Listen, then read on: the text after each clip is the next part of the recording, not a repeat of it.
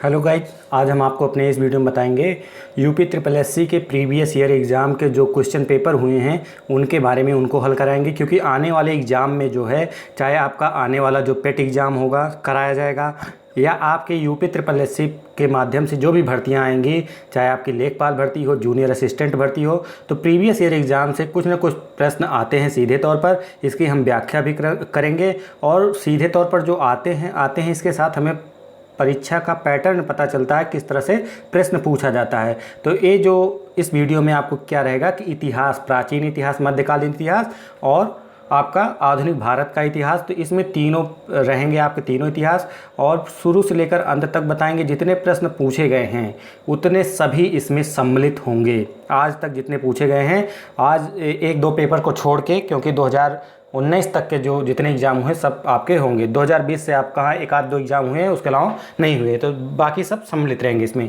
तो शुरू करते हैं अपने इस वीडियो को। पहला प्रश्न है, प्राचीन इतिहास से महाजनी प्रथा का सर्वप्रथम उल्लेख निम्नलिखित में से किस प्राचीन ग्रंथ में हुआ है? तो आपके शतपथ ब्राह्मण ग्रंथ में हुआ है। किसका? महाजनी प्रथा का। तब तो आपको ये पता चल गया शतपथ जो है महाजनी प्रथा का उल्लेख कहाँ पे हुआ? शतपथ ब्राह्मण में। लेकिन शतपथ ब्राह्मण आखिर कहाँ पे है? तो शतपथ ब्राह्मण जो है, इसमें महाजनी प्रथा का उल्लेख मिलता है। शतपथ ब्राह्मण शुक्ल यजुर्वेद का, यजुर्वेद जो आपका है, यजुर्वेद ग्रंथ है, उसका एक ब्राह्मण ग्रंथ है। सबसे प्राचीन ब्राह्मण ग्रंथ है। कौन सा? आपका शतपथ ब्राह्मण ग्रंथ। इसके लेखक स्वयं ऋषि याज्ञवल्क्य जी थे। अगला प्रश्न है, सत्यमेव जयते महावाक्य कहाँ से उद्धृत किया गया है? तो मुंडक उपनिषद या मुंडकोपनिषद से लिया गया है। इसी उपनिषद से यज्ञ की तुलना टूटी नाव से की गई है। मुंडकोपनिषद अथर्ववेद से संबंधित है। यह भारत का आदर्श वाक्य है। सत्यमेव जयते उत्तर प्रदेश के वाराणसी स्थित सारनाथ में 250 ईस्वी पूर्व मौर्य सम्राट द्वारा बनाए गए सिंह स्तंभ के शिखर पर अंकित भारत सरकार द्वारा यह चिन्ह 26 जनवरी 1950 को अपनाया गया था। कब अपनाया गया था? 26 जनवरी 1950। प्राचीनतम वेद कौन सा है? आप लोगों को पता है, प्राचीनतम वेद आपका ऋग्वेद है। इस ऋग्वेद की अगर बात करें हम, तो इसमें क्या है? इस तथा सबसे बाद का वेद अथर्ववेद है। सबसे लास्ट में जो बना था अथर्ववेद था। इसमें 10 मंडल, 1028 सूक्त हैं, 10,462 ऋचाएँ हैं। इस वेद को पढ़ने वाले ऋषि को होत्री कहा जाता है। अगला प्रश्न है, वेदों के गद्य प्रकरण को क्या कहते हैं? तो वेदों के गद्य प्रकरण को हम ब्राह्मण ग्रंथ कहते हैं। क्या कहते हैं? ब्राह्मण कहते हैं। वेदों के गद्य प्रकरण को ब्राह्मण यज्ञ के विषयों का प्रतिपादन करने वाले ग्रंथ हैं। प्रत्येक वेद के अलग अलग ब्राह्मण ग्रंथ है। जैसे ऋग्वेद का कौन सा है? ऐतरेय एवं कौशितकी ब्राह्मण ग्रंथ ऋग्वेद के ऐतरेय और कौशितकी हैं, याद रखिएगा। सामवेद के पंचावेश, षडावेश एवं जैमिनीय ब्राह्मण हैं। यजुर्वेद का आप शतपथ ब्राह्मण तथा अथर्ववेद का गोपद ब्राह्मण ग्रंथ है। तो ये इंपॉर्टेंट है। उपनिषद परमेश्वर, परमात्मा, ब्रह्मा, आत्मा एवं स्वभाव और संबंध का बहुत ही दार्शनिक और ज्ञानपूर्वक वर्णन है।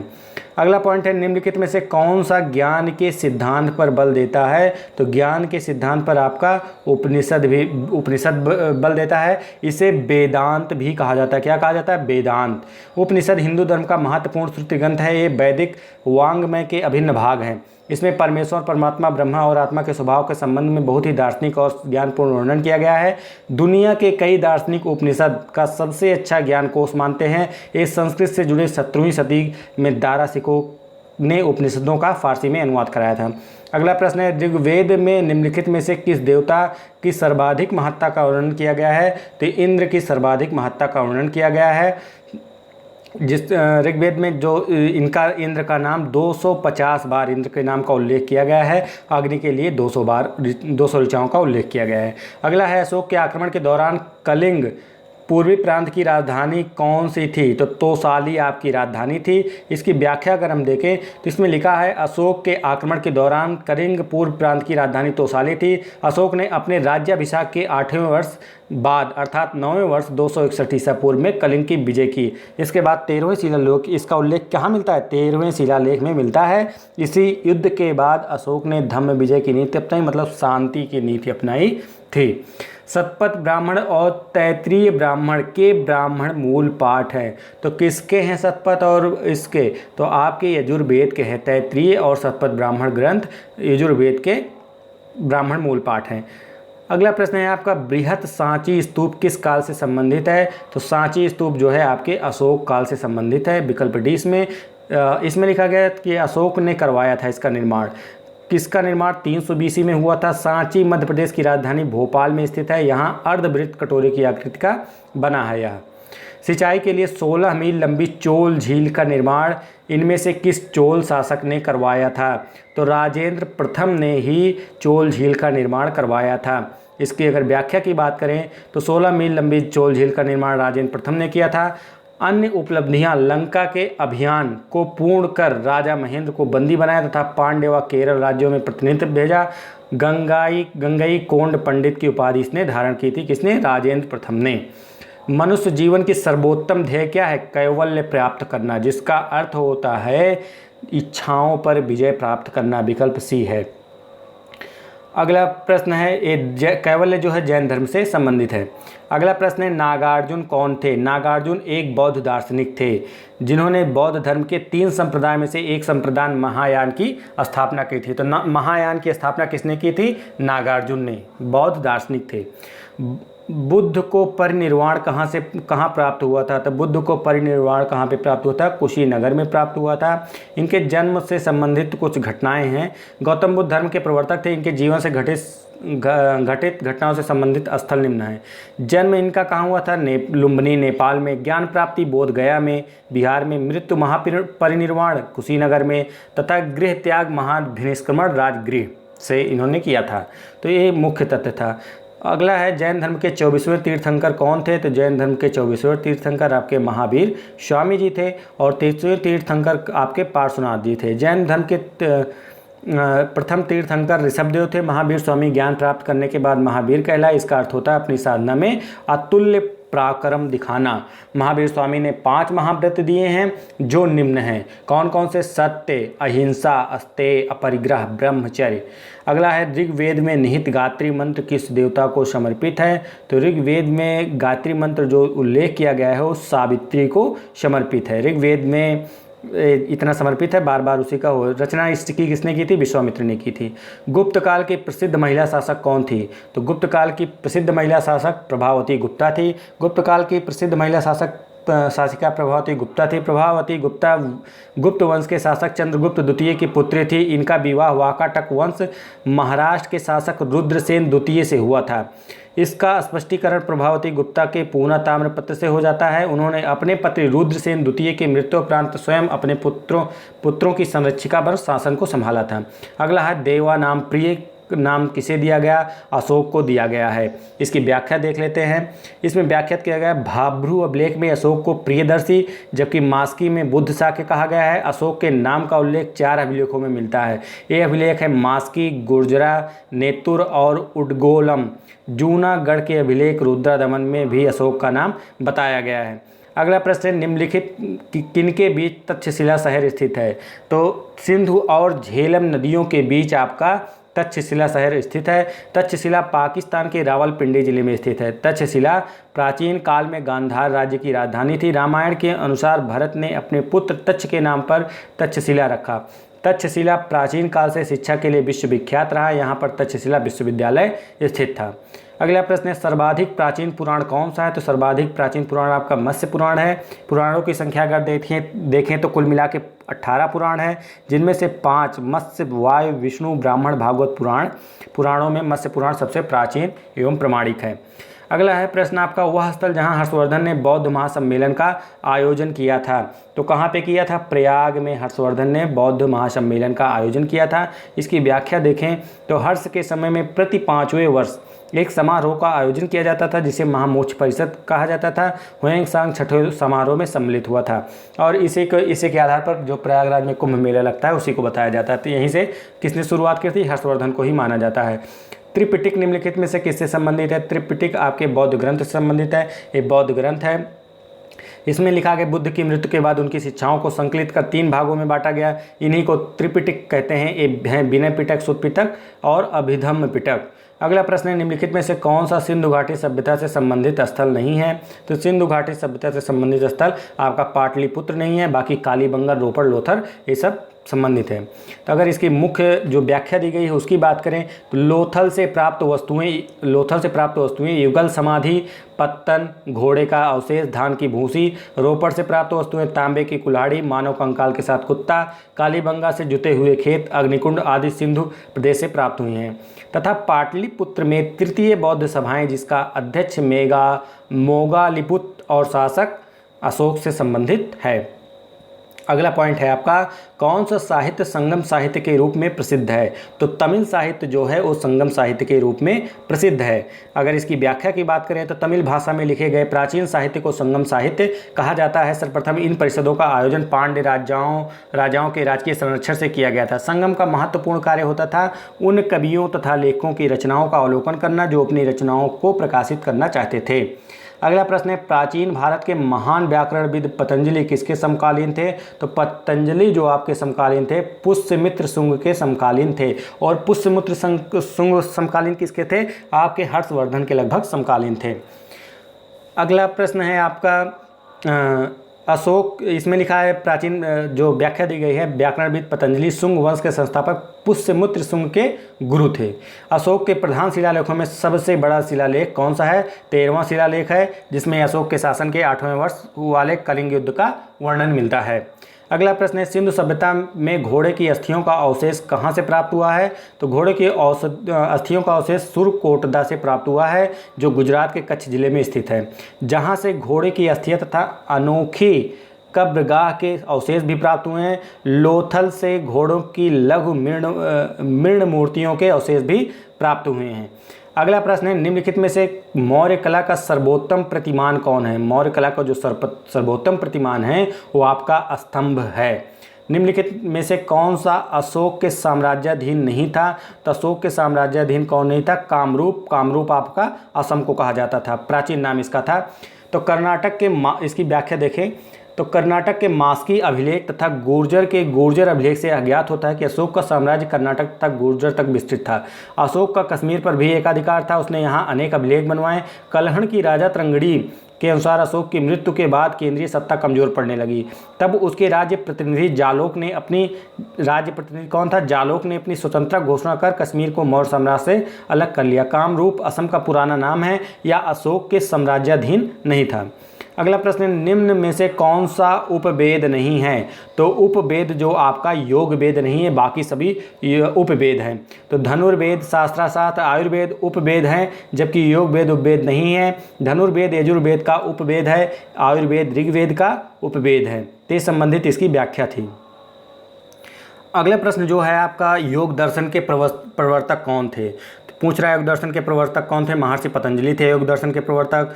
इनका जन्म गोनिया में हुआ था। माना जाता है कि व्याकराचार्य पाणिनि के शिष्य थे। भारतीय दर्शन साहित्य में महर्षि पतंजलि के लिखे हुए 3 ग्रंथ थे। योग सूत्र, अष्टाध्यायी पर भाष्य, आयुर्वेद पर ग्रंथ। पतंजलि एक महान चिकित्सक थे जो थे। कुछ विद्वान इनके चरक संहिता को प्रणेता भी मानते हैं। अगला प्रश्न है आपका, विशाख दत्त द्वारा लिखी मुद्रा राक्षस कौन सी भाषा में लिखा गया है? तो संस्कृत में मुद्रा राक्षस आपकी लिखी गई है। इसके रचयिता कौन है? विशाख दत्त हैं। इसमें चाणक्य और चंद्रगुप्त की राजनीतिक सफलताओं का विश्लेषण किया गया है। इस ऐतिहासिक नाटक को हिंदी में रूपांतरित करने का श्रेय भारतेंदु हरिश्चंद्र को प्राप्त है। अगला प्रश्न है 32 नंबर, अशोक के कौन से शिलालेख में ब्राह्मी लिपि का प्रयोग नहीं किया गया है? तो शाहबाजगढ़ी में ब्राह्मी लिपि का प्रयोग नहीं किया गया है। शाहबाजगढ़ी पाकिस्तान के मर्दाना जिले में स्थित है। यह 3री शताब्दी में सम्राट अशोक द्वारा स्थापित शिलालेख के लिए प्रसिद्ध है। इस शिलालेख में खरोष्ठी लिपि का प्रयोग किया गया था। 30 जनवरी 2004 में यूनेस्को द्वारा इस ऐतिहासिक स्थल को विश्व विरासत सूची में शामिल किया गया था। वैदिक देवता इंद्र किसके देवता थे? तो वैदिक देवता इंद्र किसके देवता थे? आपको पता होगा कि वर्षा और चक्रवात के देवता हैं। ऋग्वैदिक लोग प्राकृतिक शक्तियों का मानवीकरण कर उसकी पूजा करते थे। देवों की पूजा का प्रधान विधि थी स्तुति पाठ। कर्णायम यज्ञ में बलि चढ़ाना। प्रारंभ में आर्यों के प्रमुख देवता वरुण थे, लेकिन ऋग्वेद के रचनाकाल तथा इंद्र प्रमुख देवता हो गए।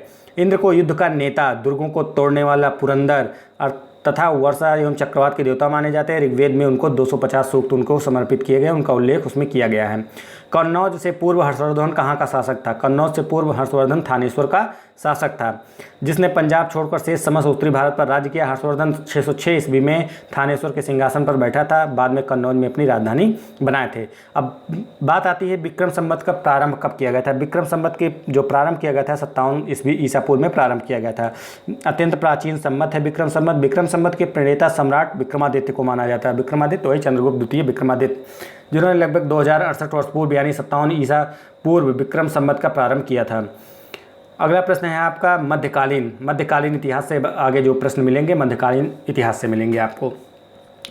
तो लौह और रक्त की नीति किसने अपनाई थी? बलबन ने अपनाई थी। विकल्प ए सही है। लौह और रक्त की नीति गुलाम वंशीय शासक बलबन ने अपनाई थी। बलबन ने सुल्तान की प्रतिष्ठा स्थापित करने के लिए यह नीति अपनाई थी। बलबन ने राजत्व सिद्धांत को ऊंचा करने के लिए घुटनों के बल बैठकर झुकना और सिजदा जिसको कहा जाता था, सजदा या सिजदा तथा पैबोस सुल्तान के पैर को चूमना प्रारंभ किया था बलबन ने। मुगल काल में पुलिस बल के मुखिया को क्या कहा जाता था? मुगल काल में पुलिस बल के मुखिया को कोतवाल कहा जाता था। क्या कहा जाता था? कोतवाल कहा जाता था। अब इसकी व्याख्या देख लेते हैं जो इंपॉर्टेंट है। दरोगा एक डाक चौकी सूचना एवं गुप्तचर विभाग का प्रधान होता था। फौजदार जिले का प्रधान फौजी अधिकारी होता था। सूबेदार प्रांत कारिणी का प्रधान होता था और कोतवाल जो है पुलिस बल का मुखिया एवं नगर का प्रधान होता था। अगला प्रश्न है निम्नलिखित में से किस मुगल शासक ने अंततोगत्वा मेवाड़ के शासक महाराणा प्रताप सिंह के पुत्र राणा अमर सिंह से एक समझौता किया था? तो आपके जहांगीर ने राणा अमर सिंह के साथ एक समझौता किया था। महाराणा अमर सिंह 1597 से 1620 में महाराणा प्रताप के पुत्र थे। जहांगीर द्वारा करवाए गए आक्रमण में विफल, अंत में खुर्रम शाहजहां ने मेवाड़ पर अधिकार कर लिया था। अमर सिंह हार कर जहांगीर से अपमानजनक संधि करने के लिए बाध्य हुआ। ये मेवाड़ के अंतिम शासक थे। इनमें से किसने अकबर की धार्मिक नीति की आलोचना की थी? तो अकबर की धार्मिक नीति की आलोचना बदायूनी ने की थी। किसने? बदायूनी ने। अब इसकी व्याख्या देखते हैं जो इंपॉर्टेंट है। अकबर के धार्मिक नीति की आलोचना बदायूनी ने किया था। अकबर ने 1582 ईस्वी में दीन ए इलाही धर्म की स्थापना की। इसके अंतर्गत अकबर ने सभी धर्मों के मूल सिद्धांतों को सम्मिलित कर सर्वमान्य बनाने का प्रयास किया। अकबर दीन ए इलाही धर्म का मुख्य पुरोहित था। दीन ए इलाही धर्म स्वीकार करने वाला प्रथम एवं अंतिम हिंदू शासक कौन था? बीरबल आपका था। अगला प्रश्न है इनमें से कौन सा मुगल सम्राट अनपढ़ था? तो अकबर आपका जो मुगल सम्राट था अनपढ़ था। अकबर का शिक्षक अब्दुल लातिफ ईरानी विद्वान था। सम्राट अकबर का जन्म 15 अक्टूबर 1542 ईस्वी को हमीदा बानो बेगम के गर्भ से अमरकोट के राजा 20 साल के महल से हुआ था। अकबर का राज्याभिषेक 14 फरवरी 1556 को पंजाब के कलानेर नामक स्थान पर हुआ था। कब? 14 फरवरी 1556 को। अगला प्रश्न है इनमें से किसने भूमि मापांकन की व्यवस्था प्रारंभ की थी? तो शेर शाह सूरी ने भूमि मापांकन की व्यवस्था शुरुआत की थी। पहले भूमि मापने के लिए सिकंदरी गज का प्रयोग किया गया जो 32 इंच का होता था तथा सन की डंडी का भी प्रयोग किया था। अगला प्रश्न है सूची 1 और 2 को सुमेलित करना है। तो आपको इसमें से पता है प्लासी का युद्ध। सबसे पहले अगर आपको नहीं आ रहा प्लासी का युद्ध आ रहा था 1757 में प्लासी का युद्ध हुआ था। और तालीकोटा का युद्ध आपका कब हुआ था? आपका तालीकोटा का युद्ध 1565 में हुआ था। हल्दी घाटी का 1576 और पानीपत का प्रथम युद्ध इसमें 1526। पानीपत का प्रथम युद्ध 1526। तो इसको देख लेते हैं इसमें सुमेलित करने को क्या दिया गया है। इसमें पानीपत का प्रथम युद्ध आपका दिया गया है एग्जैक्ट जो सन दिया गया है 1 अप्रैल 1526 को पानीपत का प्रथम युद्ध बाबर और लोधी के बीच हुआ था। प्लासी का युद्ध 23 जून 1757 ब्रिटिश इंडिया कंपनी और बंगाल के नवाब के बीच सिराजुद्दौला के मध्य हुआ था। हल्दी घाटी का युद्ध जो हुआ था वो 18 से 21 जून 1576 को महाराणा प्रताप और अकबर सेनापति मानसिंह के बीच हुआ था। तालीकोटा का युद्ध 1565 में विजयनगर साम्राज्य के और दक्षिणी के सल्तनत के बीच हुआ था। अगला प्रश्न है गीत गोविंद पुस्तक के लेखक कौन हैं? तो गीत गोविंद जो पुस्तक के लेखक हैं आपके जयदेव हैं। गीत गोविंद पुस्तक के जयदेव की काव्य रचना है। इसमें श्री कृष्ण की गोपिकाओं के साथ रासलीला, राधा वियोग वर्णन, कृष्ण के लिए व्याकुलता, उपालंबन, कृष्ण के राधा के लिए उत्कंठा, राधा की सखी द्वारा राधा के विरह संताप आदि का वर्णन किया गया है। कुल मिला के गीत गोविंद किसकी रचना है? जयदेव की है। ब्रिटिश शासन को भारत से उखाड़ फेंकने के लिए इनमें से किसने फ्रांसीसियों की मदद मांगी थी? तो टीपू सुल्तान ने फ्रांसीसियों की मदद मांगी थी जिससे अंग्रेज रुष्ट हो गए और इनको एकदम समाप्त कर दिए टीपू सुल्तान को। टीपू सुल्तान ने फ्रांस क्रांति में रुचि दिखाई। इसने श्रीरंगपट्टनम में फ्रांस एवं मैसूर की मैत्री के प्रतीक स्वतंत्रता का वृक्ष लगाया। वह जैकोबिन क्लब का सदस्य बन गया। अंग्रेजों से युद्ध के लिए नेपोलियन का सहयोग मांगा था। अगला प्रश्न है निम्नलिखित में से कौन दिल्ली सल्तनत के इतिहास का लेखक नहीं था? दिल्ली सल्तनत के इतिहास का लेखक अब्बास खां शेरवानी नहीं थे, अमीर खुसरो, मिनहाज उस सिराज, जियाउद्दीन बर्नी ये सभी थे। इनके बारे में संपूर्ण व्याख्या देख लेते हैं। अब्बास खां शेरवानी मुग़ल काल के लेखक हैं। इसमें जो पूछा गया है प्रश्न, इतिहास का लेखक नहीं था। अब्बास खां शेरवानी मुग़ल काल के लेखक हैं। इन्होंने अकबर के आदेश पर तारीख़ फ़िरोज़शाही फ़ारसी भाषा में लिखी। इसमें शेरशाह के जीवन के चरित्र और शासन प्रबंध पर प्रकाश डाला। अमीर खुसरो सल्तनत काल के थे। अमीर खुसरो इसमें से आपके सल्तनत काल के थे, बाकी वो जो है किसके थे, मुग़ल काल के थे। तो सल्तनत काल के थे। इन्होंने किरान उस सदायन, मिफ्ताह उल फुतूह, खजाइन उल फुतूह, आसिका नूह सिपीहर और तुगलक नामा व एजाज व सुखरवी की रचना की। मिनहाज उस सिराज सल्तनत काल के थे, ने फ़ारसी भाषा में तबाक़त नासरी लिखी। जियाउद्दीन बर्नी जो थे सल्तनत काल ने फ़ारसी भाषा में तारीख़ फ़िरोज़शाही व फतवा जहादारी लिखी थी। अगला प्रश्न है, अकबरनामा के प्रसिद्ध लेखक कौन हैं? तो अबुल फजल हैं अकबरनामा के प्रसिद्ध लेखक। इसके 3 भाग हैं। तीसरा भाग आईने अकबरी अकबरनामा की जान है। तो आईने अकबरी क्या है? अकबरनामा की जान है। अमीर तैमूर से लेकर हुमायूं तक मुग़ल शासकों के इतिहास का वर्णन है तथा दूसरे व तीसरे भाग में 1602 ईस्वी तक बादशाह अकबर के इतिहास का वर्णन है। अमीर खुसरो, जिन्हें कव्वाली का पिता एवं भारत का तोता भी कहा जाता था, किसके दरबार के कवि थे? तो आपके अलाउद्दीन खिलजी के दरबार के कवि थे अमीर खुसरो। इनमें से जो दिए गए विकल्प हैं उनके अनुसार। तो अमीर खुसरो ने 8 सुल्तानों का काल देखा था। कितने सुल्तान का काल देखा था? 8 सुल्तानों का काल देखा था। लेकिन अलाउद्दीन के दरबारी कवि थे। अमीर खुसरो मुस्लिम कवि थे, परंतु हिंदी के शब्दों का खुलकर प्रयोग करते थे। इन्होंने हिंदी, हिंदवी और फारसी के साथ एक साथ किया और खड़ी बोली को जन्म दिया। इन्होंने काव्यात्मक शैली में हिंदी का प्रयोग किया और फारसी की एक नई शैली की रचना की, जो सबक ए हिंदी अर्थात हिंदुस्तानी शैली के नाम से प्रसिद्ध है। इन्हें तूतिया ए हिंद, भारत का तोता, तुर्काल्हा जैसी उपाधि दी गई थी। अगला प्रश्न है, विजयनगर साम्राज्य के संस्थापक कौन थे? तो विजयनगर साम्राज्य के संस्थापक हरिहर राय थे। विजयनगर साम्राज्य के संस्थापक कौन थे? आपके हरिहर राय थे। तो आपको पता होगा कि हरिहर जो विजयनगर साम्राज्य की स्थापना हरिहर एवं बुक्का नाम के 2 भाइयों ने की थी। कब की थी? 1336 ईस्वी में की थी। वर्तमान में विजयनगर का नाम हम्पी हस्तिनावती है। विजयनगर साम्राज्य में निम्न कुल राजवंशी ने शासन किया। सबसे पहले संगम वंश, फिर सालू वंश, तुलु वंश, अरविडू वंश। तो इतने अरविडू वंश इसने शासन किया था। संगम वंश के संस्थापक हरिहर और बुक्का थे। यह हिंदू राजवंश था। आयोग द्वारा इसका उत्तर ए दिया गया है। तो हरिहर एवं बुक्का थे, तो दोनों इसमें सम्मिलित थे, लेकिन दोनों को मानना चाहिए था। किसके शासनकाल में इब्न बतूता भारत आया था? तो इब्न बतूता जो है वो आपके मोहम्मद बिन तुगलक में के समय में भारत आया था। जिसकी व्याख्या देखें, इब्न बतूता 1333 ईस्वी में मोहम्मद बिन तुगलक के काल में भारत आया था। यह मोरक्को अफ्रीका का निवासी था। इसका मूल नाम शेख फतह अबू अब्दुल्ला या अब्दुल्ला मोहम्मद बिन बतूता था। मोहम्मद तुगलक ने उसे दिल्ली का काजी नियुक्त किया था। 1342 ईस्वी में मोहम्मद तुगलक अपना राजदूत बनाकर चीन भेजा था। इसने अपने यात्रा वृत्तांत को रेहला में लिपिबद्ध किया। तो इनकी पुस्तक क्या है? इब्न बतूता की रेहला। निम्नलिखित में से कौन सा युग्म सही नहीं है?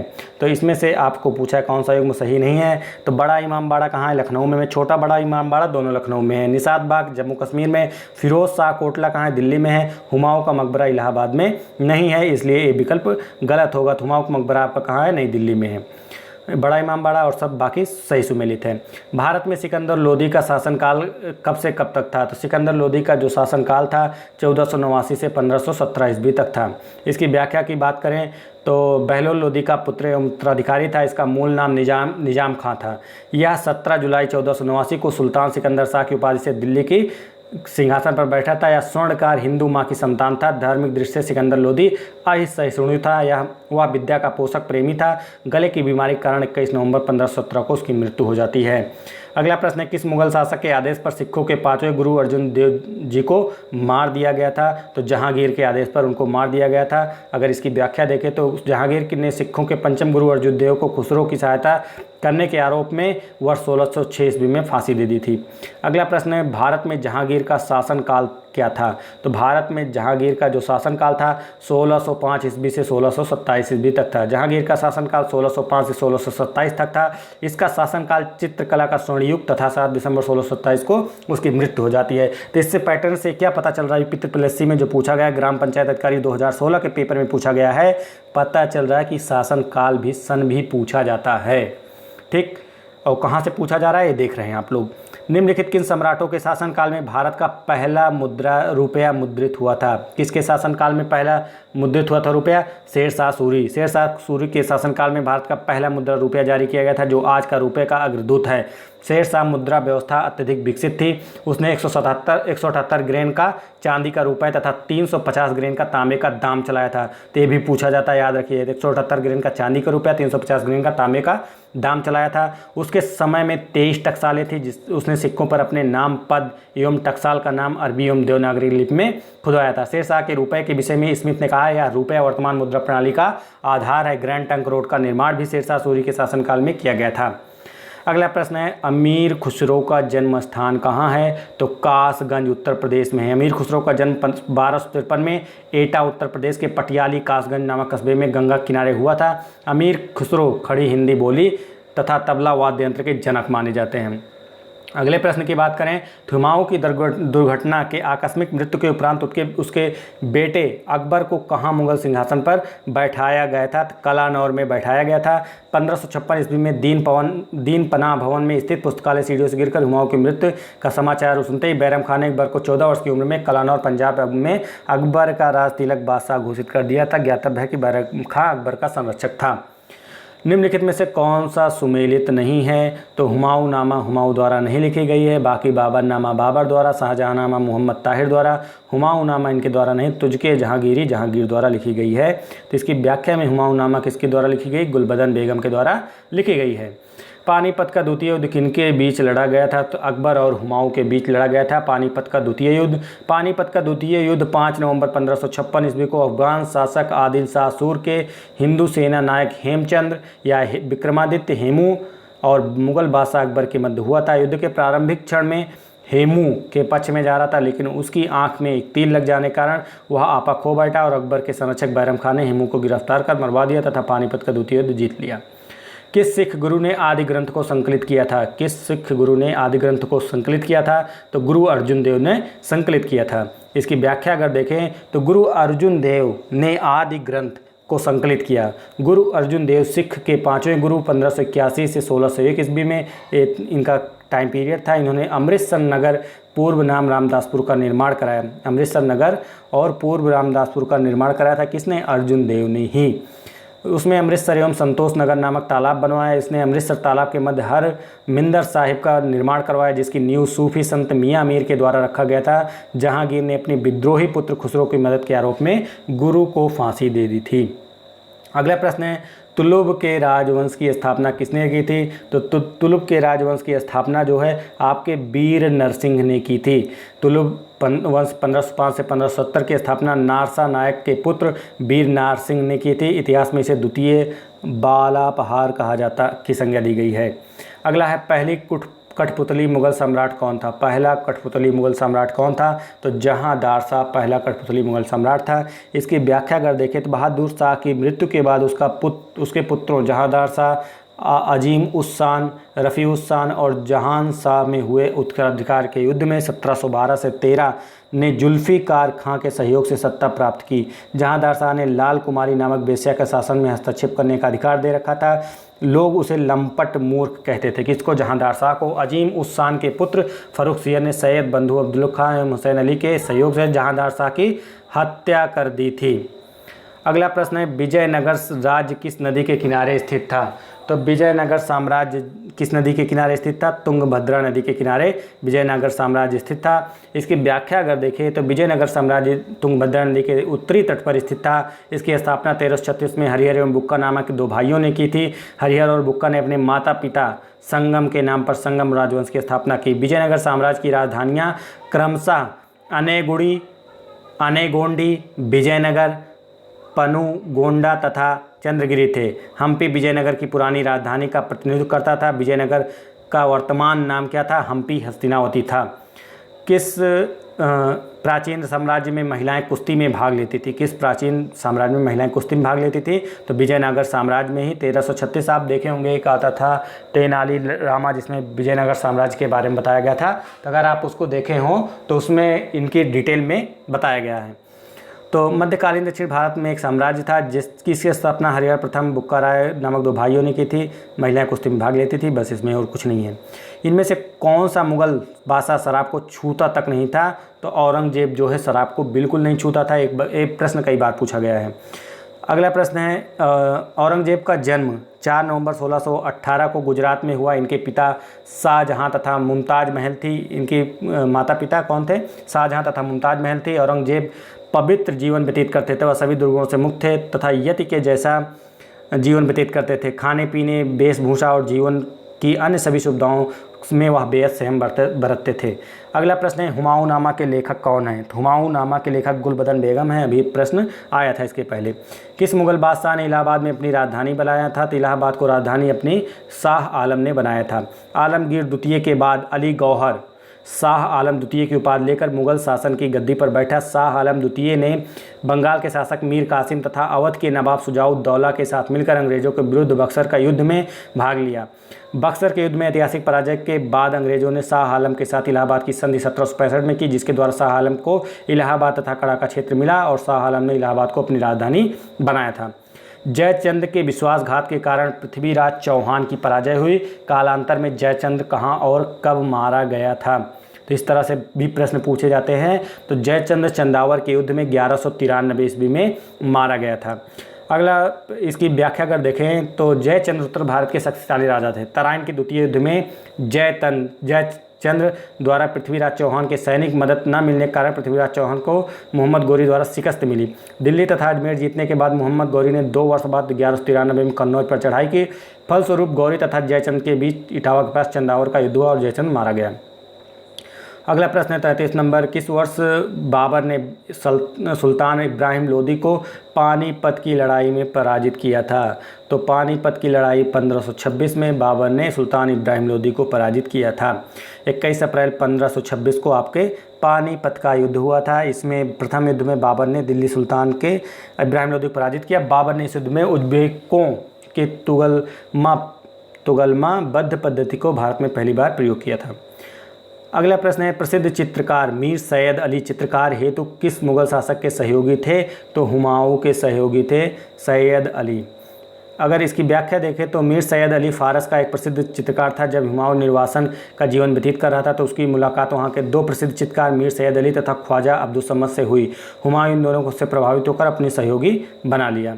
प्रारंभ में अकबर का संरक्षक कौन था? तो अकबर का संरक्षक बैरम खां था। 15 अक्टूबर 1542 को अमरकोट के राजा बीरसाल के महल में हमीदा बानो बेगम मरियम मकानी के गर्भ से हुआ। अकबर के प्रारंभिक 3 वर्ष चाचा अस्करी के संरक्षण में बीता। जीजी अनगा अकबर की प्रमुख आया थी। हुमायूं की मृत्यु के पश्चात अकबर के प्रमुख संरक्षक बैरम खां हुए, जबकि अकबर के पहले संरक्षक मुनीम खां थे। अकबर के पहले संरक्षक कौन थे? मुनीम खां थे। बैरम खां ने 14 फरवरी 1556 को गुरदासपुर के निकट अकबर का राज्याभिषेक कर दिया था। सम्राट बनने के पश्चात अकबर ने अपने संरक्षक बैरम खां को वकील नियुक्त किया। खां ने खाना की उपाधि प्रदान की। बैरम खां फारस के शिया संप्रदाय से संबंधित थे। अकबर के दरबार के प्रसिद्ध कवि कौन थे? अकबर के दरबार के प्रसिद्ध कवि रहीम थे, रहीम खान थे। अब्दुल रहीम खान खाना अकबर के दरबार के प्रसिद्ध कवि थे। इनका जन्म 17 दिसंबर 1556 को हुआ था। अकबर के दरबार में इनका महत्वपूर्ण स्थान था। रहीम अकबर के 9 रत्नों में से एक थे। गुजरात के युद्ध में शौर्य प्रदर्शन करने के कारण अकबर ने इन्हें खान खाना की उपाधि दी। रहीम की 11 रचनाएं प्रसिद्ध हैं। इनके काव्य को मुख्य रूप से श्रृंगार, नीति और भक्ति के भाव मिलते हैं। अगला प्रश्न है नालंदा प्राचीन शिक्षण एवं मठ का एक केंद्र कब नष्ट हो गया था? तो 1200 ईस्वी में नष्ट हो गया था। इसकी अगर व्याख्या देखें तो व्याख्या जो कि इम्पॉर्टेंट रहती है। नालंदा विश्वविद्यालय बिहार मगध में स्थित महत्वपूर्ण बौद्ध शिक्षा का केंद्र था। नालंदा विश्वविद्यालय की स्थापना गुप्तकालीन सम्राट कुमार गुप्त प्रथम ने 413 ईस्वी से 455 ईसा पूर्व में की थी। इस विश्वविद्यालय को कुमार गुप्त के उत्तराधिकारियों का पूरा सहयोग संरक्षण मिला। ह्वेनसांग के अनुसार 470 ईस्वी में गुप्त सम्राट नरसिंह गुप्त बालादित्य ने नालंदा में एक सुंदर मंदिर निर्मित करवाकर इसमें 80 फीट ऊंची बौद्ध मूर्ति की स्थापना की। इसका विध्वंस एक तुर्क लुटेरे इख्तियारुद्दीन मोहम्मद बिन बख्तियार खिलजी ने 1199 ईस्वी लगभग 1200 ईस्वी में किया था। अगला है भक्ति आंदोलन के उत्तर भारत में लाने का श्रेय इनमें से किसको जाता है? तो रामानंद को जाता है उत्तर भारत में लाने का। भक्ति आंदोलन मध्यकालीन भारत की सांस्कृतिक इतिहास था। इस काल में सामाजिक धार्मिक सुधारों द्वारा भगवान को विभिन्न तरीकों से प्रचारित किया गया। इस आंदोलन का प्रारंभ 800 ईस्वी से 1700 ईस्वी के बीच दक्षिण भारत में अलवारों एवं नायनारों से हुआ। भक्ति आंदोलन के नेता रामानंद इसे उत्तर भारत में लाए। उन्होंने लोगों को यह सिखाया कि भगवान राम के प्रति प्रेम और समर्पण रखने तथा इनका नाम के उच्चारण से मुक्ति पाई जा सकती है। अगला जो प्रश्न आपके होंगे आधुनिक इतिहास तथा भारतीय स्वतंत्रता आंदोलन से संबंधित होंगे, तो ये भी आपके लिए इम्पॉर्टेंट है। आप इतना देखेंगे कि पेट एग्ज़ाम में जो आया था क्या इससे कुछ क्वेश्चन फंसा है कि नहीं फंसा है, तो इसको देखने का भी आप लोग प्रयास करेंगे। तो इसमें जो पहला प्रश्न है, भारत में काजू का प्रथम परिचय किन लोगों ने कराया था? तो काजू का प्रथम परिचय जो है वो आपके पुर्तगाली लोगों ने कराया था। इसकी व्याख्या देखें तो भारत में तंबाकू, मूंगफली, आलू, लाल मिर्च, मकई, टमाटर, शकरकंद, चीकू, काजू, अमरूद, पाइनएप्पल और शरीफा इत्यादि पुर्तगालियों द्वारा ही भारत में लाया गया। इसके अलावा भारत में पहली बार प्रिंटिंग प्रेस का प्रयोग तथा जहाज निर्माण उद्योग पुर्तगालियों के ही देन है। भारत की पहली पुस्तक गोवा के पादरियों ने 1557 में छापी थी। अगला प्रश्न है, महात्मा गांधी भारतीय राष्ट्रीय कांग्रेस के अध्यक्ष किस वर्ष बने थे? तो 1924 में बने थे। विकल्प बी इसमें आपका सही है। तो अधिवेशन कौन कौन सा है इसकी व्याख्या भी दी है। 38वां अधिवेशन 1922 में गया में हुआ था, सी आर दास इसकी अध्यक्षता की थी। 39वां जो है 1923 में कालीनाडा मौलाना मोहम्मद अली ने की थी। 40वां 1924 में बेलगांव में महात्मा गांधी ने की थी। 41वां 1925 कानपुर श्रीमती सरोजिनी नायडू ने की थी। ये दोनों याद रखना बहुत इंपॉर्टेंट है। अगला प्रश्न है, निम्नलिखित में से कौन सा पुर्तगाली उपनिवेश नहीं था? तो मछलीपट्टनम पुर्तगाली उपनिवेश अपना का नहीं था। मछलीपट्टनम डचों का उपनिवेश था। डचों ने 1605 ईस्वी में अपनी पहली फैक्ट्री स्थापित की। अन्य सभी पुर्तगाली उपनिवेश थे। तो अन्य पुर्तगाली उपनिवेश कौन है? दिवस, दमन, बासिन, बॉम्बे, गोवा, कनौर, कालीकट है, कोचीन, कोलंबो, गैले, मात्रा, ट्रिंक, मेल, नागापट्टनम आदि। अगला प्रश्न है, महात्मा गांधी को राष्ट्रपिता के नाम से सर्वप्रथम किसने संबोधित किया था? तो आपके सुभाष चंद्र बोस ने किया था। 4 जून 1944 को सिंगापुर रेडियो के एक संदर्भ प्रसारित करते हुए देश के पिता अर्थात राष्ट्रपिता कहकर उनका आशीर्वाद मांगे थे। भारत में यातायात व्यवस्था ट्रैफिक सिस्टम की शुरुआत का श्रेय किसको जाता है? तो ब्रिटिश शासक को जाता है। विकल्प भी सही है। 1854 में governor general Lord Dalhousie Bharat के मुख्य स्थानों को जोड़ने के लिए ट्रंक लाइन की रूपरेखा बनाई। ईस्ट इंडिया कंपनी ने रेलवे की शुरुआत 16 अप्रैल 1853 को शुरू किया था। अगला प्रश्न है, चंद्रशेखर आज़ाद को मुठभेड़ में कहाँ शहीद हुए थे? तो मुठभेड़ में कहाँ शहीद हुए थे? इलाहाबाद में शहीद हुए थे। 27 फरवरी 1931 को इलाहाबाद के एल्फ्रेड पार्क में पुलिस के साथ मुठभेड़ में चंद्रशेखर आज़ाद शहीद हुए। इसी के साथ उत्तर भारत में हिंदुस्तान सोशलिस्ट रिपब्लिकन एसोसिएशन की गतिविधियाँ भी समाप्त हो गई थी। तो एक प्रश्न आया था इससे संबंधित, निम्नलिखित में से किसको लोकनायक के रूप में जाना जाता है? लोकनायक आपके जयप्रकाश नारायण आपके हैं, जयप्रकाश नारायण। अगला है, निम्नलिखित में से कौन अवध के कृषक आंदोलन का नेता था? तो बाबा रामचंद्र आपके कृषक नेता थे। ये मूलतः महाराष्ट्र के रहने वाले थे। इन्होंने जमींदारी के विरुद्ध अवध के किसानों को संगठित करने के लिए पहल की। सन्यासी वेश में रहकर सभाएं आयोजित करने लगे। रामचरितमानस का पाठ द्वारा किसानों को जागृत एवं संगठित किया। इन्हीं के प्रयास से अक्टूबर 1920 में प्रतापगढ़ में एक समानांतर अवध किसान सभा का गठन किया गया था। अगला प्रश्न है आपका, 1857 के प्रथम स्वतंत्रता विद्रोह में भाग लेने वाले प्रसिद्ध महिला स्वतंत्रता सेनानी कौन थी? तो बेगम हजरत महल प्रथम स्वतंत्रता सेनानी थी आपकी। अगर इसकी व्याख्या देखें तो 1857 में प्रथम स्वतंत्रता विद्रोह में लखनऊ से भाग लिया था। इन्होंने 4 जून 1857 को विद्रोह की शुरुआत की थी, जिसकी ब्रिटिश नायक कैंपबेल ने मार्च 1858 में दमन कर दिया था। रानी लक्ष्मीबाई 1857 के प्रथम स्वतंत्रता विद्रोह में भाग लेने वाली झांसी की अन्य प्रमुख महिलाओं में से थी। अगला प्रश्न है, ब्रिटिश शासन के दौरान उत्तर प्रदेश में भूमि पंजीकरण किस अधिकारी द्वारा किया जाता था? तो भूमि पंजीकरण लेखपाल के द्वारा किया जाता था। व्याख्या देखें तो उत्तर प्रदेश में वही दिया गया है और कुछ नहीं दिया गया, पटवारी दिया गया है। उत्तर ने काजी को माना था। उत्तर ने इसका उत्तर क्या माना था? आयोग ने काजी को माना था, देख लीजिएगा। बाकी लेखपाल करते हैं, पटवारी करते हैं, लेकिन इसको काजी न्याय विभाग का होता था, देख लीजिएगा ध्यान से। काजी से कोई संबंधित नहीं था, ये काजी जो है मुगल काल से आपके संबंधित थे। तो गलत यहाँ पे माना था, अब नहीं मानेंगे, सही तो क्या करेंगे। अगला है गांधी जी ने भारत छोड़ो आंदोलन कब शुरू किया था, तो 1942 में भारत छोड़ो आंदोलन शुरू किया था। 8 अगस्त 1942 को स्वीकार कर लिया था। भारत छोड़ो आंदोलन की शुरुआत 9 अगस्त 1942 को हुई। आंदोलन में गांधी जी ने करो या मरो का नारा दिया था। अगला प्रश्न है गांधी क्रांति आरंभ होने का सबसे गदर क्रांति आरंभ होने का सबसे प्रमुख कारण क्या था, तो कामागाट्रू या कोमागाता मारू घटना थी। कामागाट्रू प्रकरण था, इसमें थोड़ा मिसप्रिंट या गलत लिखे हैं, जो भी है सही है, कामागाट्रू या कोमागाता मारू था। गदर क्रांति आरंभ होने का प्रमुख कारण प्रथम विश्व युद्ध का प्रारंभ होना था। वर्ष 1914 में छिड़े प्रथम विश्व युद्ध को भारतीय राष्ट्रवादियों ने एक अवसर के रूप में देखा, क्योंकि स्वदेशी आंदोलन के निष्क्रिय होने से भारतीय राष्ट्रवाद के प्रहरी भी निष्क्रिय हो गए थे।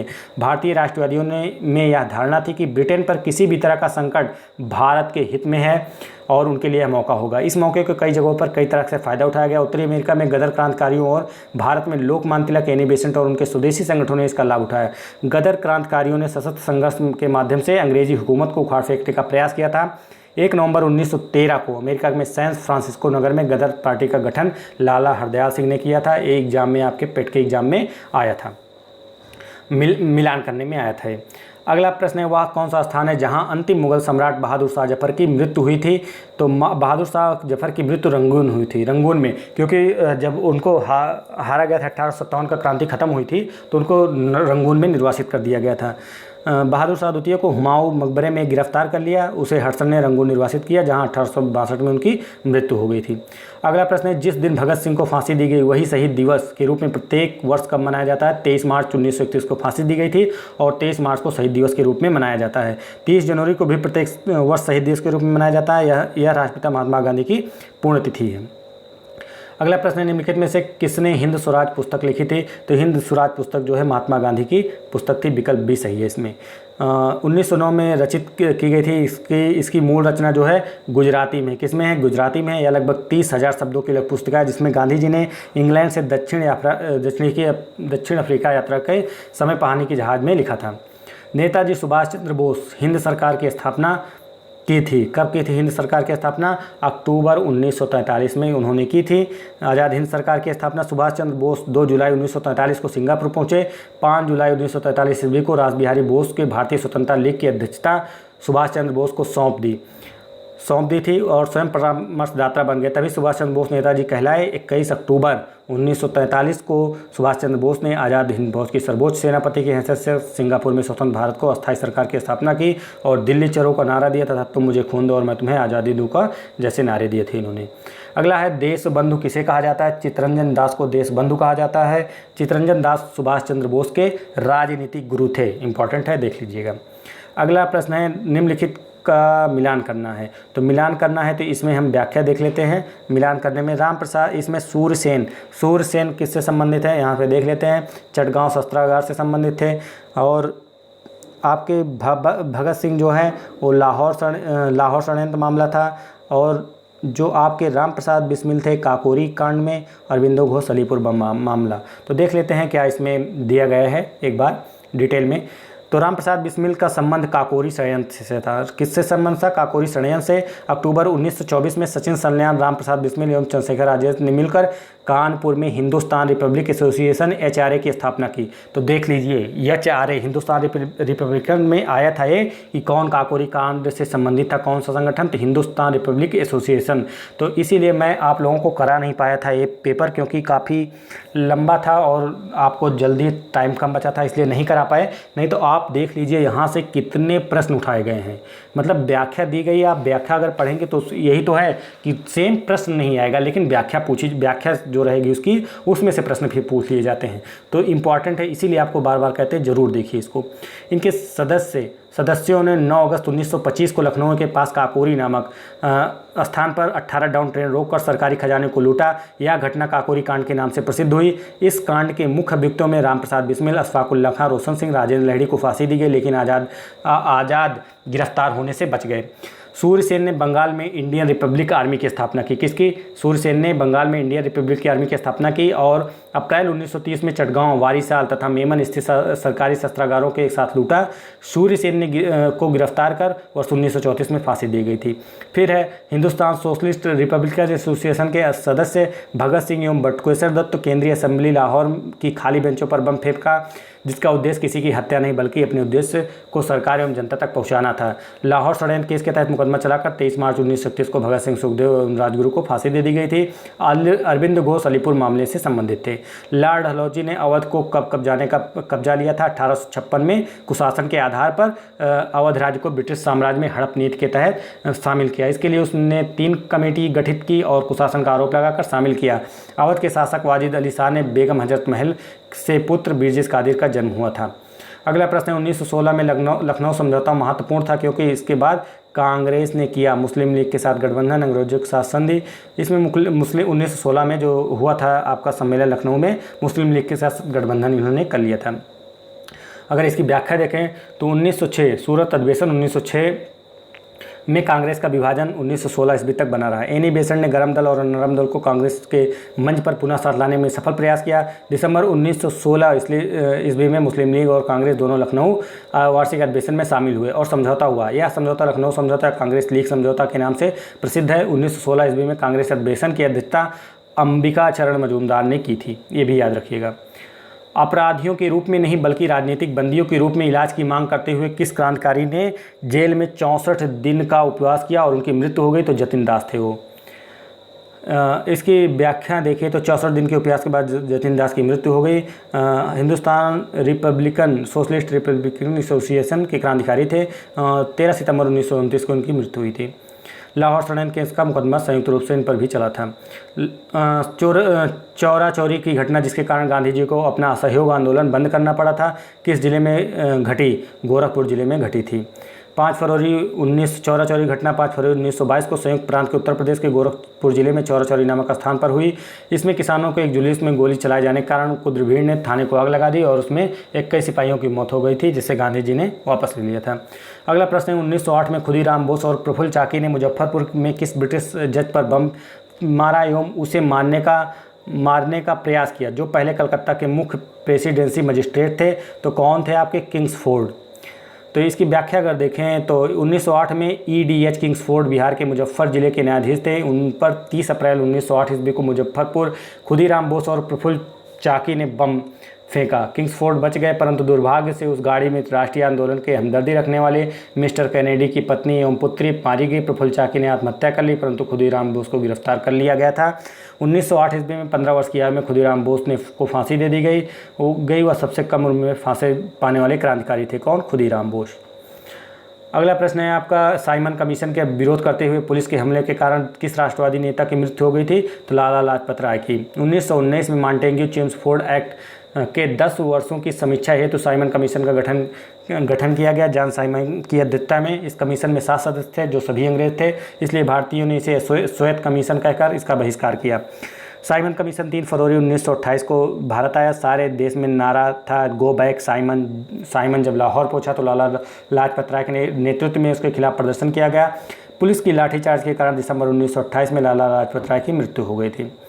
अगला प्रश्न है आपका मुक्त भारत समाज की स्थापना किसने की थी? तो वीर सावरकर ने मुक्त भारत समाज की स्थापना की थी।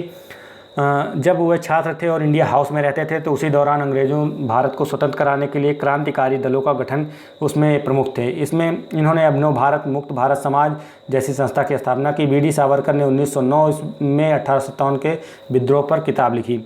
The Indian war of independence 1857 इसके सुनियोजित स्वतंत्रता संग्राम की संज्ञा दी थी। 26 नंबर प्रश्न है भारत के भीतर और बाहर दोनों क्रांतिकारियों की सक्रिय भूमिका निभाने वाले एकमात्र भारतीय राजकुमार कौन थे? तो राजा महेंद्र प्रताप थे। कौन थे? राजा महेंद्र प्रताप। इनका अगर इसकी व्याख्या देखें तो भारत के भीतर और बाहर दोनों में क्रांतिकारी की सक्रिय भूमिका निभाने वाले एकमात्र भारतीय राजकुमार राजा महेंद्र प्रताप सिंह हैं। इनका जन्म 1 दिसंबर 1886 को मुरसैन में हुआ। इनके पिता राजा घनश्याम सिंह थे। जब वो 3 साल के हुए थे तो हाथरस के राजा हरिनाम सिंह ने गोद लिया। इनकी शिक्षा इसमें कुछ मतलब नहीं है और का, बस उतना ही मतलब था। इनका नाम पीटर पीर प्रताप भी पड़ा था। कितना इनका नाम क्या था? पीटर पीर प्रताप। अगला प्रश्न है, निम्नलिखित में से किसने सभी तीनों गोल मेज सम्मेलन में भाग लिए थे? बी आर अम्बेडकर, भीमराव अम्बेडकर ने तीनों गोल मेज सम्मेलन में भाग लिए थे।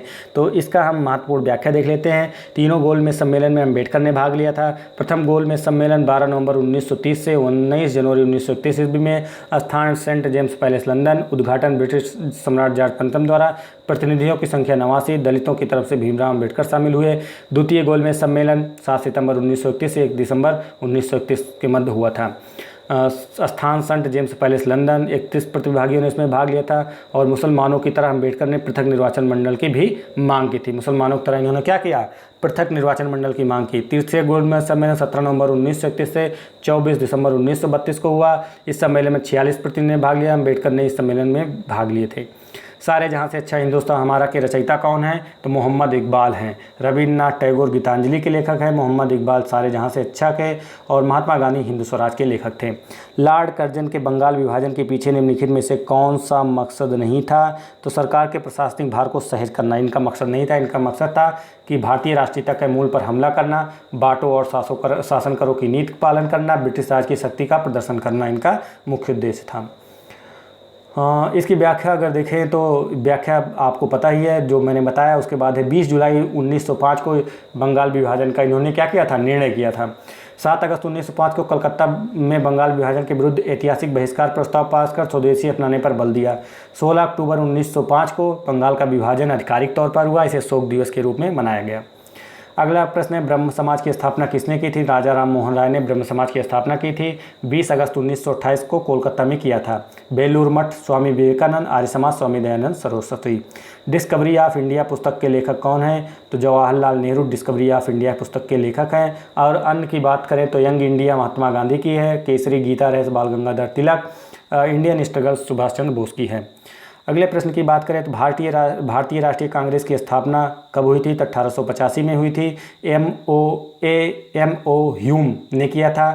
A.O. ह्यूम ने किया था। इसके प्रथम अधिवेशन मुंबई में, प्रथम अधिवेशन के अध्यक्ष कौन थे? W.C. बनर्जी थे। भारतीय राष्ट्रीय कांग्रेस का प्रथम मुस्लिम अध्यक्ष कौन थे? बदरुद्दीन तैयब जी। कांग्रेस की स्थापना के समय भारत के वायसराय लॉर्ड डफरिन थे। कांग्रेस के प्रथम अधिवेशन में 72 प्रतिनिधियों ने भाग लिया। भारतीय राष्ट्रीय कांग्रेस की प्रथम महिला अध्यक्ष एनी बेसेंट एवं प्रथम भारतीय महिला अध्यक्ष सरोजिनी नायडू थी। अगला प्रश्न है, स्वतंत्र भारत के प्रथम भारतीय व अंतिम गवर्नर जनरल कौन थे? तो आपके चक्रवर्ती राजगोपालचारी थे 1948 में। आज़ाद हिंद फौज किसके नेतृत्व में लड़ी थी? सुभाष चंद्र बोस के नेतृत्व में लड़ी थी। 5 जुलाई 1973 को सुभाष चंद्र बोस का नेतृत्व किया गया था। आज़ाद हिंद फौज ने सैनिक राशिद अली को 7 वर्ष के कारावास का दंड मिल गया था। वर्ष 1945 में आज़ाद हिंद फौज के दिल्ली के लाल किले पर मुकदमे की पैरवी भूला भाई देसाई, पंडित जवाहरलाल नेहरू, डॉक्टर कैलाशनाथ कारजूत, तेज बहादुर सप्रू और अरुणा आसफ अली ने की थी। अगला प्रश्न है, निम्नलिखित में से स्वतंत्र समाचार पत्र पत्रिका के संस्थापक कौन थे? तो मोतीलाल नेहरू स्वतंत्र समाचार पत्र पत्रिका के संपादक थे। बात करें तो 9 फरवरी 1919 को इलाहाबाद में इन्होंने इसको प्रकाशित किया था। अंग्रेजों के दमन कारण 2 साल बाद इसे बंद कर दिया गया था। किसने बंगाल में अस्थायी उपनिवेश की शुरुआत की थी? तो बंगाल में अस्थायी उपनिवेश की शुरुआत लॉर्ड कॉर्नवालिस ने की थी। बंगाल में अस्थायी उपनिवेश के अस्थायी बंदोबस्त की शुरुआत लॉर्ड कॉर्नवालिस ने 1786 से 1793 के दौरान की थी, जिसमें जमींदारों को भू राजस्व का 8/9 भाग ईस्ट इंडिया कंपनी को तथा 1/9 भाग अपनी सेवाओं के लिए अपने पास रखना था। कॉर्नवालिस को भारत में नागरिक सेवाओं का जनक माना जाता है। महात्मा गांधी ने निम्नलिखित में से किसे अपना राजनीतिक गुरु माना है? तो गोपाल कृष्ण गोखले को अपना राजनीतिक गुरु माना है। गोपाल कृष्ण गोखले मोहम्मद अली जिन्ना के भी राजनीतिक गुरु थे। वास्को डिगामा किस वर्ष कालीकट में उतरा था? तो 1498 में कालीकट में उतरा था। समुद्री मार्ग द्वारा भारत में आने वाला, उपमहासागरीय के पार पहुंचने वाला पहला यूरोपियन नाविक था। प्रसिद्ध गीत सारे जहां से अच्छा की रचना किसने की थी? तो सर मोहम्मद इकबाल ने की थी। 1905 में दिया गया है, जिसको सर्वप्रथम सरकारी कॉलेज लाहौर में पढ़कर सुनाया गया था। कहाँ पर? सरकारी कॉलेज लाहौर में पढ़कर सुनाया गया था। पल्ली आंदोलन संबंधित है। पल्ली आंदोलन तमिलनाडु राज्य से संबंधित है। निम्नलिखित में से कौन सा अवध का प्रथम नवाब था? तो अवध का प्रथम नवाब सादत खां था। अवध के प्रथम नवाब सादत अली खां 1680 से 1739 थे तथा अंतिम नवाब वाजिद अली शाह 1822 से 1837 थे। डलहौजी ने 1856 में कुशासन का आरोप लगाकर अवध को ब्रिटिश शासन के अधीन कर लिया था। अगला प्रश्न है, भारतीय राष्ट्रीय कांग्रेस के अधिवेशन की सर्वप्रथम किस मुसलमान ने अध्यक्षता की थी? तो बदरुद्दीन तैयब जी ने की थी। इसके पहले देख चुके हैं आप व्याख्या में। 28 दिसंबर 1885 को MAO ह्यूम द्वारा इसकी स्थापना की गई, जिसके प्रथम अध्यक्ष भी उमेश चंद्र बनर्जी। सन 1887 के मद्रास अधिवेशन के अध्यक्ष बदरुद्दीन तैयब जी, जो भारतीय राष्ट्रीय कांग्रेस के प्रथम मुस्लिम अध्यक्ष थे, मद्रास की अध्यक्षता इन्होंने की थी। भारत में सर्वप्रथम मेडिकल कॉलेज कहाँ खुला था? सर्वप्रथम मेडिकल कॉलेज आपका कोलकाता में खुला था। 28 जनवरी 1935 को स्थापित किया था। 50 विद्यार्थियों के साथ फरवरी 1935 में इस कॉलेज की अपनी शुरुआत, मद्रास मेडिकल कॉलेज की स्थापना 2 फरवरी 1935 को की गई थी। चक्रवर्ती राजगोपालचारी से पूर्व भारत के गवर्नर जनरल कौन थे? तो लॉर्ड माउंटबेटन थे, जिनका पूरा नाम अगर पढ़ें तो Louis Francis Albert Victor Nicholas था। स्वतंत्र भारत के पहले तथा चक्रवर्ती राजगोपालचारी के पूर्व भारत के गवर्नर जनरल वारेन हेस्टिंग्स थे। कौन थे? वही थे, चक्रवर्ती राजगोपाल के पूर्व भारत के गवर्नर जनरल थे। वारेन हेस्टिंग्स बंगाल का प्रथम गवर्नर जनरल था। किस आंदोलन के लिए महात्मा गांधी द्वारा करो या मरो का नारा दिया गया? तो भारत छोड़ो आंदोलन के लिए करो या मरो का नारा दिया गया था। 8 अगस्त 1942 को प्रस्ताव पेश किया गया था और 9 अगस्त को ही शुरू कर दिया गया था, लेकिन ऑपरेशन 0 आवर के तहत सभी नेताओं को उसके पहले ही गिरफ्तार कर लिया जाता है, मुख्य नेताओं को। आर्य समाज की स्थापना किसने की थी? तो आर्य समाज की स्थापना स्वामी दयानंद सरस्वती ने की थी। अप्रैल 1875 में। कब की थी? अप्रैल 1875 मुंबई में की थी, जिसका उद्देश्य वैदिक धर्म की शुद्ध रूप से स्थापित करना, भारत को धार्मिक, सामाजिक एवं राजनीतिक रूप में एक सूत्र में बांधना तथा पश्चात प्रभाव को समाप्त करना। 1874 में सत्यार्थ प्रकाशन नामक पुस्तिका 74 में सत्यार्थ प्रकाश नामक पुस्तक लिखी थी। अगला प्रश्न है, निम्नलिखित में से किसने बंगाल के विभाजन 1905 के विरोध में हुए जन आंदोलन का नेतृत्व किसने किया था? सुरेंद्रनाथ बनर्जी ने किया था। ब्रिटिश सरकार ने 20 जुलाई 1905 को जब निर्णय किया था, 7 अगस्त 1905 को कलकत्ता टाउन हॉल में संपन्न बैठक में स्वदेशी आंदोलन की घोषणा हुई तथा बहिष्कार प्रस्ताव पारित हुआ। बंगाल विभाजन 16 अक्टूबर 1905 को हुआ। रविन्द्रनाथ टैगोर के सुझाव पर इसी दिन बंगाल को शोक दिवस मनाया गया तथा सुझाव पर संपूर्ण बंगाल इसी दिन राखी दिवस मनाया गया। इस आंदोलन का नेतृत्व सुरेंद्रनाथ बनर्जी द्वारा किया गया था। भारत में पहली रेलगाड़ी किस वर्ष और किन 2 स्थानों के बीच चली थी? तो सबसे पहले 1853 में बम्बई से ठाणे के मध्य चली थी। पहला विद्युतीकरण रेल मार्ग मुंबई से कुल्ला के मध्य बनाया गया था। भारतीय रेल एशिया का बृहत्तम तथा विश्व का 3य बृहत्तम रेलवे प्रणाली है। रेलवे की लंबाई की दृष्टि से चौथा स्थान अमेरिका, रूस, चीन के बाद रखती है। गांधी का नमक सत्याग्रह आंदोलन दांडी मार्च कब प्रारंभ हुआ था? तो 12 मार्च 1930 को प्रारंभ हुआ था। 78 अनुयायियों के साथ 322 किलोमीटर की यात्रा शुरू करके दांडी के लिए प्रस्थान किया। 24 दिन बाद 6 अप्रैल 1930 को दांडी पहुंचकर गांधी जी ने नमक कानून तोड़ा और सविनय अवज्ञा आंदोलन की शुरुआत की। तो पूछा जाता है सविनय अवज्ञा आंदोलन की शुरुआत कब की गई? तो कहाँ पे की गई? तो ये दांडी में की गई थी। ठीक। हिंद स्वराज नामक पुस्तक की रचना किसने की थी? हिंद स्वराज की पुस्तक की स्थापना गांधी जी ने की थी। गांधी जी की जो पुस्तक है हिंद स्वराज और यंग इंडिया, जवाहरलाल नेहरू की Discovery of India, Subhash Chandra Bose Indian struggle, Dadabhai Naoroji poverty and un British rule in India, doctor Rajendra Prasad India divided. Amritsar में जलियांवाला बाग कुख्यात नरसंहार किस दिन घटित हुआ था? 13 अप्रैल 1919 को घटित हुआ था। सैफुद्दीन किचलू और डॉक्टर सत्यपाल के गिरफ्तारी के विरोध में जनरल डायर ने क्या किया था? गोलियां चलवा दी थी उस पर।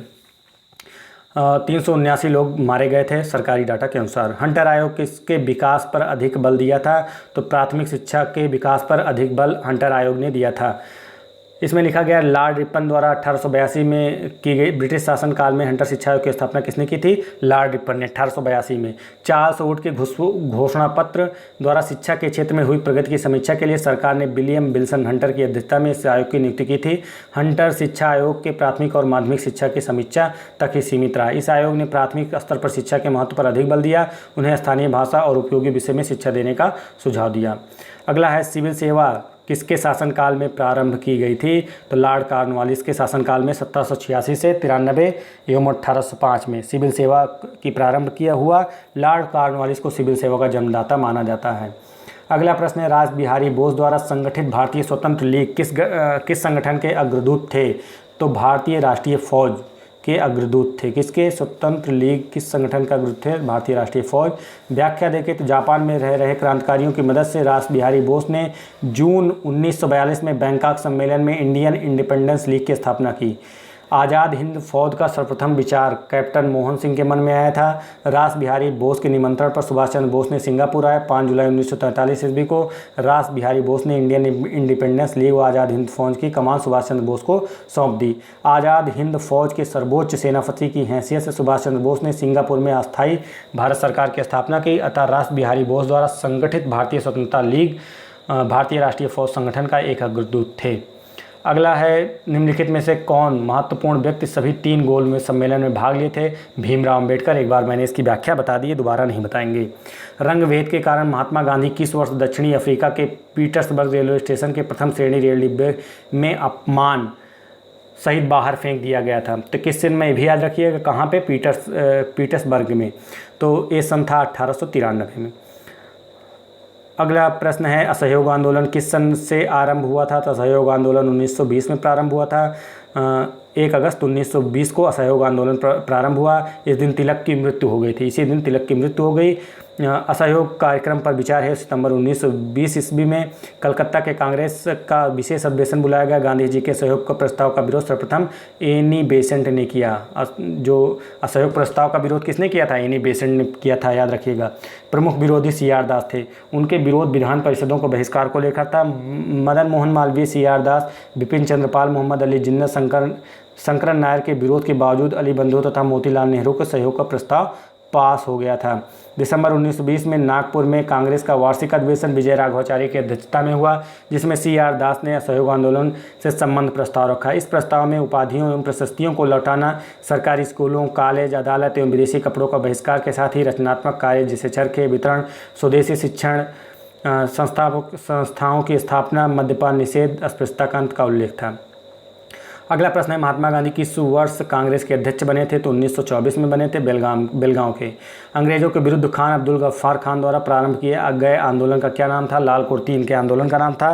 6 फरवरी 1890 ईस्वी में पेशावर के तत्कालीन ब्रिटिश भारत वर्तमान पाकिस्तान में हुआ था। इन्होंने भारत के स्वतंत्रता संग्राम में भाग लिया। अपने कार्य और निष्ठा कारण सरहदी गांधी या सीमांत गांधी बादशाह खान के नाम से पुकारे जाने लगे। इन्होंने अंग्रेजों के विरुद्ध खुदाई खिदमतगार ईश्वर के सेवक की स्थापना की और पख्तूनों के बीच लाल कुर्ती आंदोलन का आह्वान किया। अगला प्रश्न है, लॉर्ड डलहौजी के विलय की नीति का प्रथम शिकार निम्न में से कौन सा हुआ था? तो आपका सतारा हुआ था सबसे पहले। 1846-56 लॉर्ड डलहौजी का टाइम पीरियड था। सबसे पहले 1848 में जो है सतारा का विलय किया गया। उसकी नीति के द्वारा अंग्रेजों द्वारा हड़पे गए अन्य राज्य संबलपुर 1849, बघाट 1850, उदयपुर 1852 ईस्वी, झांसी 1853, नागपुर 1854। अगला प्रश्न है, सविनय अवज्ञा आंदोलन के शुरुआत के पहले वायसराय को गांधी जी के 11 सूत्रीय चेतावनी दिया गया था। इन चेतावनियों के संदर्भ में क्या सही है? तो आपका भू राजस्व में 50% की कमी करना, राजनीतिक कैदियों को रिहा करना, रुपये डॉलर विनिमय दर को कम करना, ये नहीं थी। 2 और 3 आपका विकल्प में सही होगा। तो इसमें जो संबंधित है 11 सूत्रीय मांग में देख लेते हैं। सविनय अवज्ञा आंदोलन 1930-31 में प्रारंभ करने के पूर्व गांधी ने सरकार को एक बार फिर समझौता करने का प्रयास किया। 31 जनवरी 1930 को अपनी पत्रिका यंग इंडिया के माध्यम से 11 सूत्रीय कार्यक्रम सरकार के सम्मुख रखा, जिसे सरकार ने नहीं माना था। क्या था? भू राजस्व के में 50% की कमी करना, राजनीतिक कैदियों को रिहा करना, डाक आरक्षण बिल पास किए जाएँ, नमक कर समाप्त किए जाएँ एवं नमक पर सरकारी एकाधिकार समाप्त कर दिया जाए, तटीय यातायात रक्षा विधेयक पास किए जाएँ, रक्षात्मक शुल्क लगाए जाए तथा विदेशी कपड़ों का आयात नियंत्रित किया जाए, रुपए की विनिमय दर घटाकर 1 सिंगल इंच की जाए, सिविल सेवाओं तथा सेना के व्यय पर 50% कमी की जाए, नशीली वस्तुओं के विक्रय पर पूर्ण रोक लगाई जाए, CIT विभव पर सार्वजनिक नियंत्रण हो उसे खत्म कर दिया जाए, शस्त्र कानून में परिवर्तन किया जाए तथा भारतीयों को आत्मरक्षा हेतु हथियार रखने का लाइसेंस दिया जाए।